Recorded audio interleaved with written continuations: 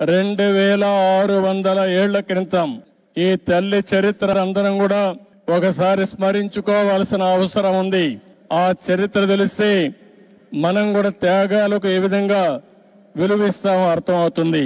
2600 సంవత్సరాల కంటే ముందు పెనుగొండ పాలకులు ఆర్య వయస్సులైన కుసుమ శ్రేష్ఠి కుసుమాంబ దంపతులకి పుట్టిన కుమార్తె వాసవి కన్యకా పరమేశ్వరి.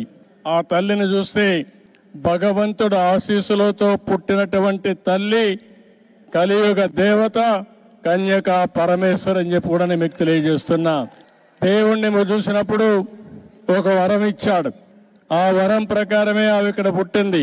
గుణవంతురాలు, తెలివైనది, సమాజం పట్ల అత్యంత బాధ్యత కలిగినటువంటి వ్యక్తిగా పుట్టుకతోనే లక్షణాలతో పుట్టి ఆవిడ పెరిగే పరిస్థితికి వచ్చింది. అలాంటి ఆడబిడ్డ ఆ రోజుట్లోనే రాజమహేంద్రవరాన్ని పరిపాలించే విష్ణువర్ధుడని రాజు పక్కనే పరిపాలించేవాడు. ఈవిడ గుణగణాలు తెలుసుకుని ఆయన ఈవిడ్ని పెళ్లి చేసుకోవాలని వాళ్ళ తండ్రితో సంప్రదించే పరిస్థితికి వస్తారు.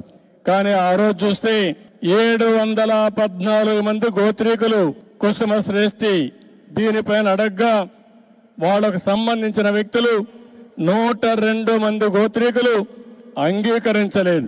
ఆవిడకి కూడా ఇష్టం లేదు. ఇష్టం లేనప్పుడు ఆవిడ పెళ్లికి నిరాకరించింది. దానిపైన ఎవరైతే విష్ణువర్ధనుడు ఆగ్రహం చెంది నాలాంటి వాణ్ణి కాదంటారని ఎక్కువ ఆగ్రహాన్ని పెంచుకొని ఏం చేయాలో చేస్తానని చెప్పి ఇష్టానుసారంగా మాట్లాడే పరిస్థితికి వచ్చింది. ఒక పక్క తల్లికి ఇది అధర్మం అని తెలుసు, కానీ అదే సమయంలో సాంప్రదాయానికి కట్టుబడి తన వల్ల రక్తపాతం జరగకూడదని వాసవి దేవి అగ్ని ప్రవేశం చేశారు. శాంతిని కాపాడాలని ఆత్మ బలిదానం చేశారంటే అది తల్లి చూపించిన చొరవ. 2600 సంవత్సరాల కంటే ముందు ఆవిడతో 102 మంది గోత్రీకులు కూడా ఆత్మార్పణ చేశారు. అంటే మనందరం గుర్తుపెట్టుకోవాల్సింది, ఆ రోజుట్లోనే యుద్ధాలు జరిగేటివి, రక్తపాతం చిందించేవాళ్ళు. కానీ ఒకే నిర్ణయం చేసి నా వల్ల సమాజానికి ఎక్కడ కూడా హింస రాకూడదు, ఎవరికి కూడా ఇబ్బంది కలగకూడదని ఆ దేవి ఆ రోజు ఆత్మార్పణ చేసే పరిస్థితి వచ్చింది.